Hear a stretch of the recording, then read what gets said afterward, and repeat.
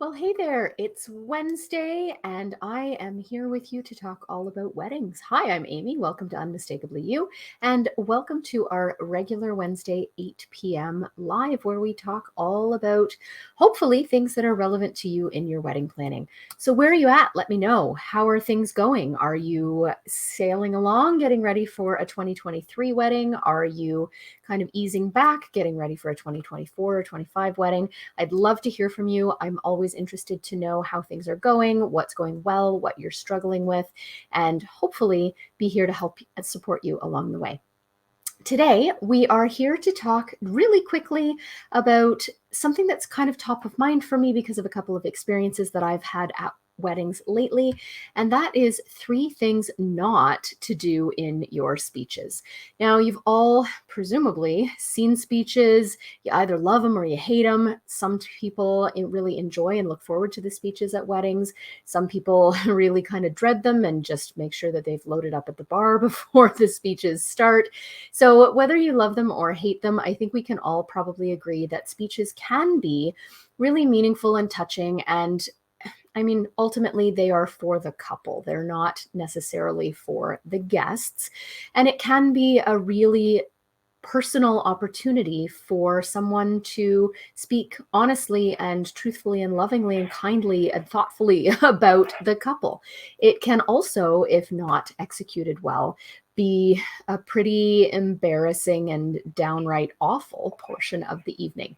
So, I have really simple, easy tips to help you to navigate through the process of speeches that hopefully will help to ensure that you are going to fall into the former category of successful speeches instead of the latter category of scary mess speeches. So, first and foremost, I would advise you not to forget to set parameters.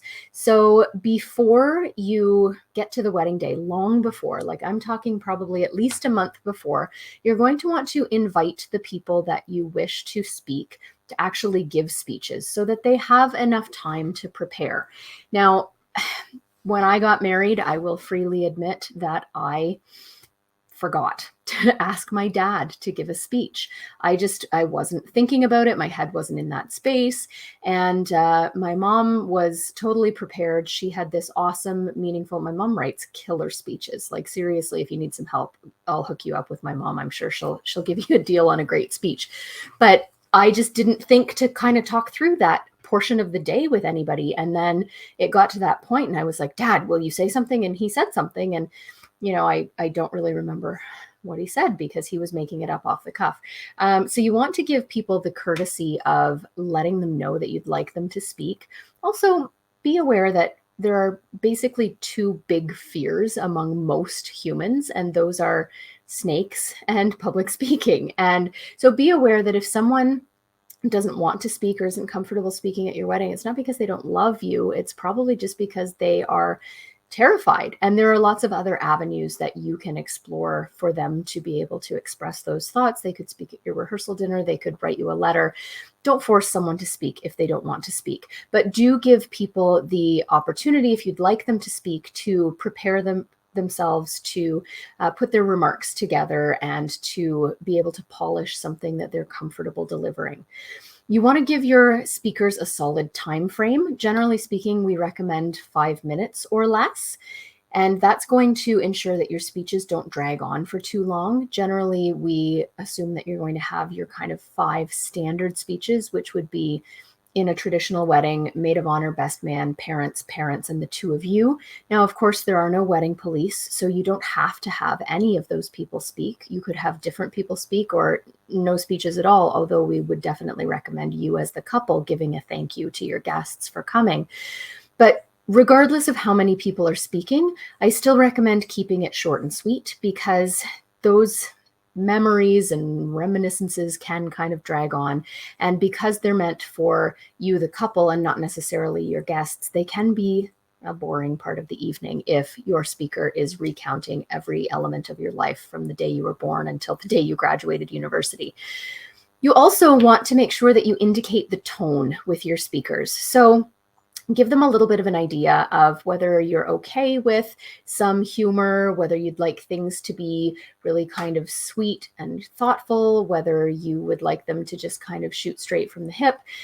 You can't dictate, and you shouldn't dictate to anyone exactly what they're going to say, but just give them a general idea of kind of the feel that you're hoping to set with the speeches. If you're hoping to keep it classy, let them know that. If you're okay with it being comedic, let them know that.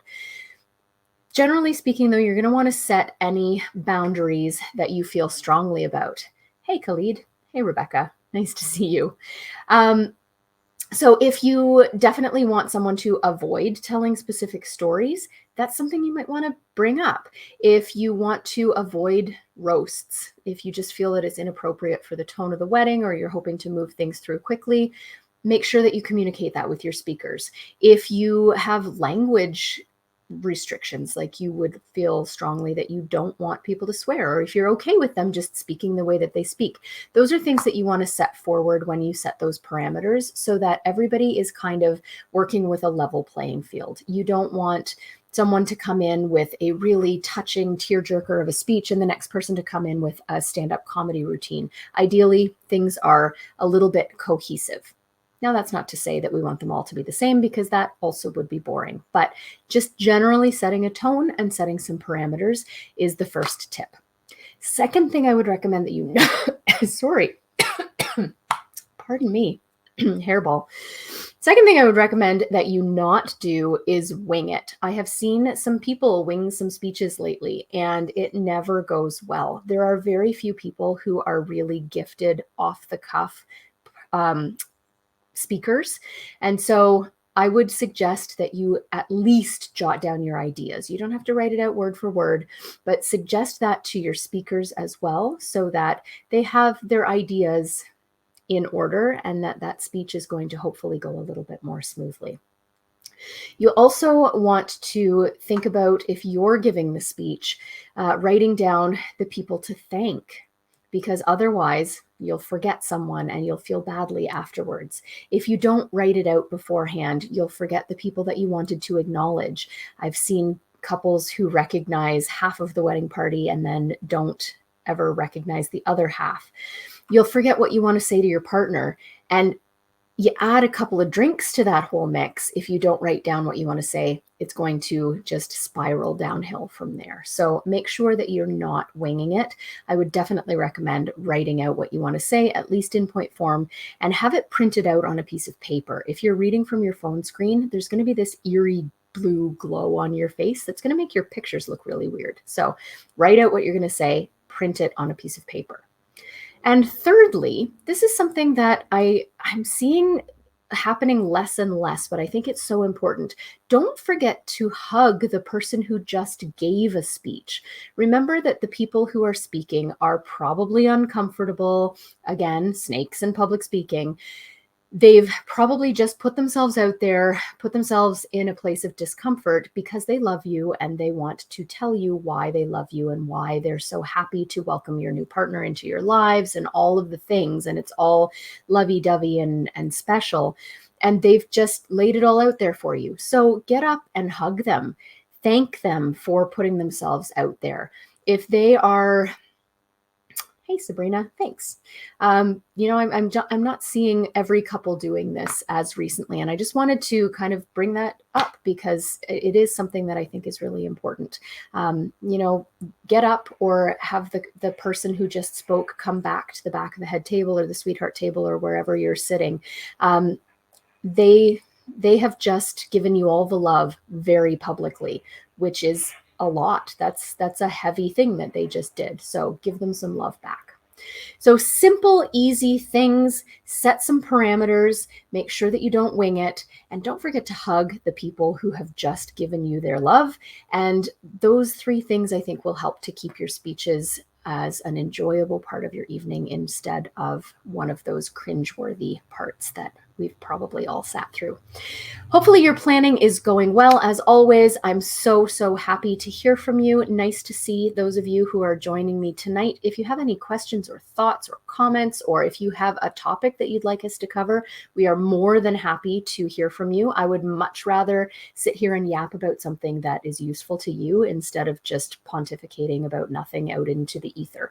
So hit me up if you are not catching us live. If you're on the replay, you can always shoot me an email, amy@unmistakably.you.com. We'd love to hear from you. We hope your planning is going well, and we will catch you here next week. Same bat time, same bat channel. Have a good one. Bye-bye.